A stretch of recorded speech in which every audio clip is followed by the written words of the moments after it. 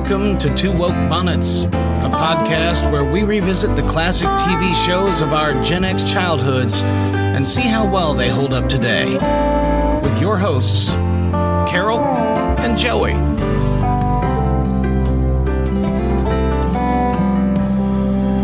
Hey everyone, and welcome to the Prairie, kinda sorta. This is Carol. This is Joey. And we are currently in a hotel room at Convivial in Help us! in Williamsburg, Virginia. I keep wanting to say Williamsburg, Pennsylvania, but no, we didn't drive that far, thank God. Or to Mankato. Yeah, although Mankato. Tom tried to do that a couple of times. But we wanted to jump on here. We got kind of a little bonus content for this week. We'll get back to the regularly scheduled episodes next week, but we wanted to talk about the reboot.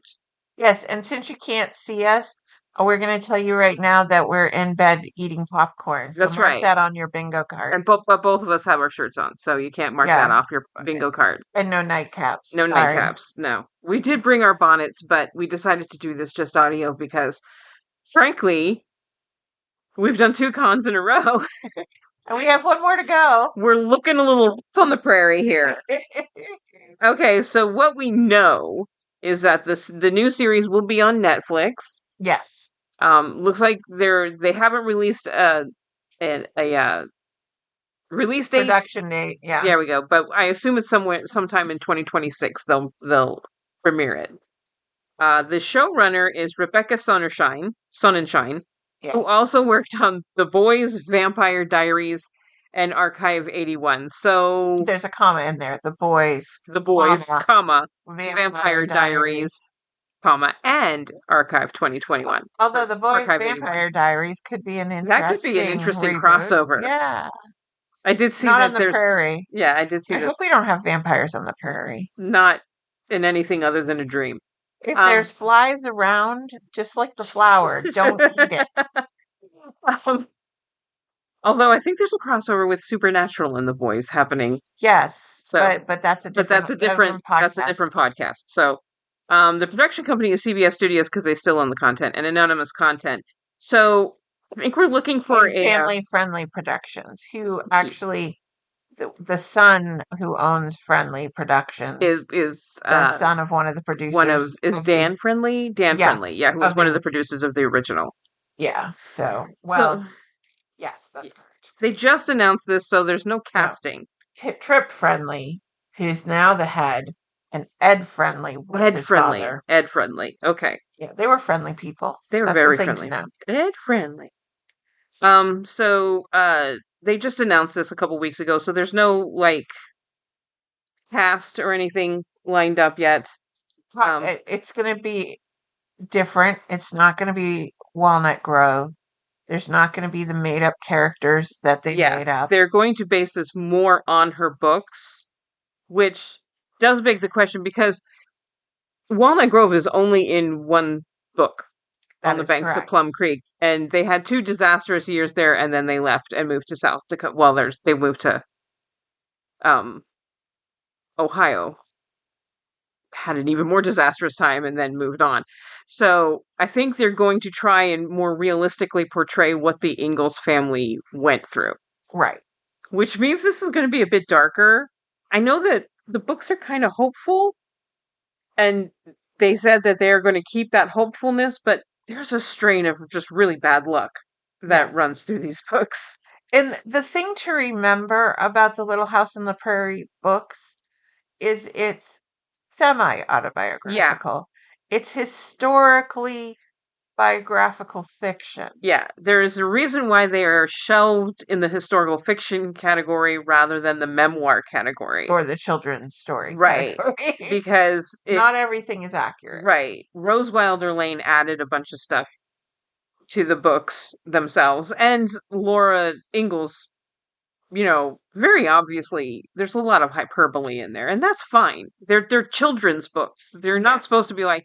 They were told at the level of a child. You don't really want to have your kids' book. One winter we starved, totally starved. Yeah, no, they do get progressive as Laura ages. Yeah, the books age, and so some of the things that you talk about, they get a little bit darker. But yeah, and you can read between the lines on some of the if you go back to the pilot episode, I reread Little House on the Prairie, which that is totally based on. And yeah, you can read between the lines that there was a lot of like real hardship going on there that is shown, but shown in a very Hollywood way on the show. And also, like the whole Mary going blind, Laura never wrote about it other than the next book, Mary was blind. And that's never wanted to revisit that. Yeah, that's because that happened in a very dark time in her life that she doesn't write about at all. There's 2 years where she does not write about in the Little House books. So, yeah, they might go a little bit darker here. They have said that the cast is going to be a little bit more diverse, which is fine because the cast in the book is a little bit diverse. The 1970s show was very whitewashed. In a very 70s way. I'm not blaming the show for that. It wasn't until later seasons that we got Hester and all that. And Joe Gunn. So it progressed in a very specific way. So we have this black character, let's get her a boyfriend. Which I can't stand that in the 70s, but you have to pair them off. But they had said that there'd be a bit more diversity in the cast. Noah's Ark romance version. Yeah. Pair by 2 by 2.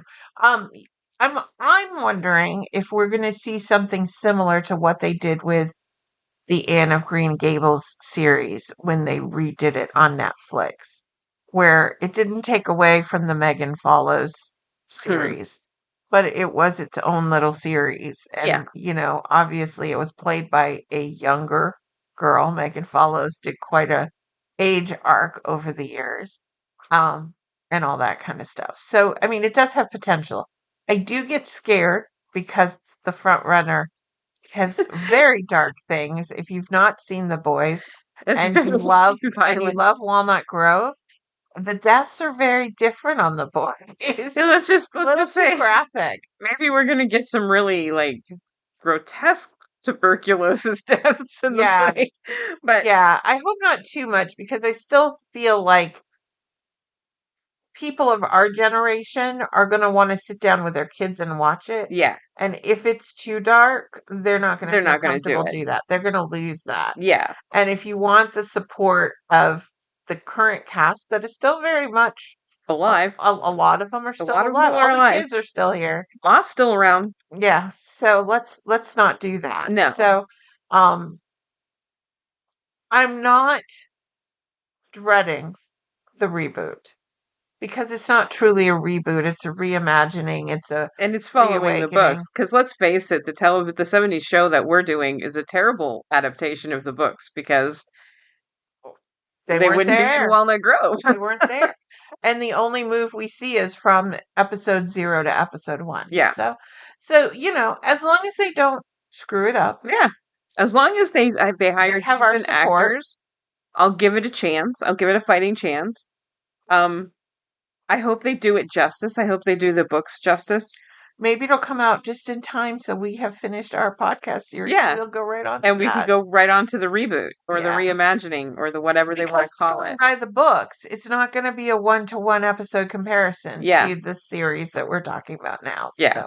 And like we've seen, they can have unwoke moments in the 70s, but they have woke moments too, which brings me to there was a tweet by Megyn Kelly, who works on Fox News, decrying this and saying, no, don't do this. You'll make it all woke. And Melissa Gilbert came back and said, have you watched the show? And yeah, I agree.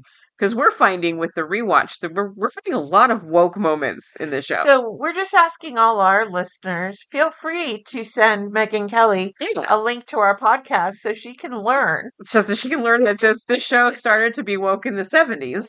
Yes. And this is just a continuation of it. And that, maybe Megan will be a villager that's never heard from again. She's going to be one of those. Or she could go to the outhouse for all I care. Stand in the corner with Willie. Stand in the corner with Willie. Well, we miss you. Yes. Just pray for us. We're tired. Yes, we've got a 5-hour drive ahead of us tomorrow to go back home, but it's been a good couple of cons, and we'll be back to our regularly scheduled episodes next week. Until then, we'll see you on the prairie. Dun, dun, dun, dun. Thanks for listening to Woke Bonnets. To find out more and to download your bingo card, visit twobonnets.com. And don't forget to like and subscribe wherever fine video and audio podcasts are played.